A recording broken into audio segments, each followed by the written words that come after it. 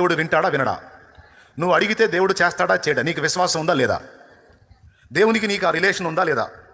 నాకు నా యేసయ్యకు అనుబంధం ఉంది అంటే చేయొద్దు. నా తండ్రి నా ప్రార్థన వింటాడు, నేను అడిగితే చేస్తాడని నిశ్చయిత ఉంటే చేయొద్దు. వింటాడా నీ మాట? వింటాడా? అట్లయితే నువ్వు చేయించు, సమాధానం వచ్చింది అవతల. ఇది కావాల్సిందే, ఇది విశ్వాసి దగ్గర కావాల్సిందే.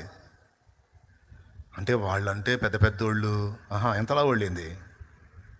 నీకంటే లావు ఉన్నారా, నీకంటే ఎత్తున్నారా? వాళ్ళు పెద్ద పెద్దోళ్ళు, నువ్వు చిన్న చిన్నోడివా? నువ్వు చిన్న చిన్న దానివా అని నువ్వు అనుకుని ఆ భ్రమలో బ్రతికేటట్టు చేశాడు శత్రువు. నిన్ను మోసగించాడు, పిచ్చి మొహమా. అట్లా మోసం చేశాడు వాడు నిన్ను. ఇక్కడ కూర్చున్న ప్రతి విశ్వాసి తన చుట్టూ ఉన్న సమాజానికి దేవుని శక్తిని రుచి చూపించగలిగితే సమాజాలు మండవా? రాదా ఉద్యమం?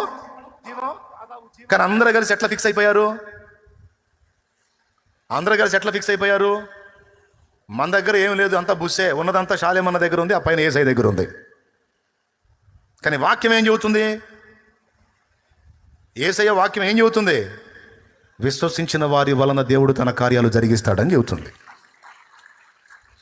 ఇంకా చెప్పాలంటే పచ్చిగా చెప్తున్నా, పెద్ద పేరు మోసిన సేవకులని ఎత్తులు పడి బిల్డప్ ఇచ్చే వాళ్ళ దగ్గర గొప్ప కార్యాలు జరగవు. అది ఒకవేళ నా విషయంలో మీరు అనుకున్న బుస్సే.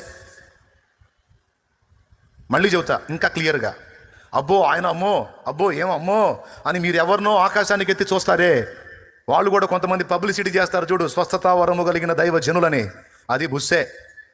వాళ్ళ వల్ల కార్యాలు జరగవు. ఒరిజినల్గా కార్యాలు జరిగేది ఎవరి వల్ల తెలుసా?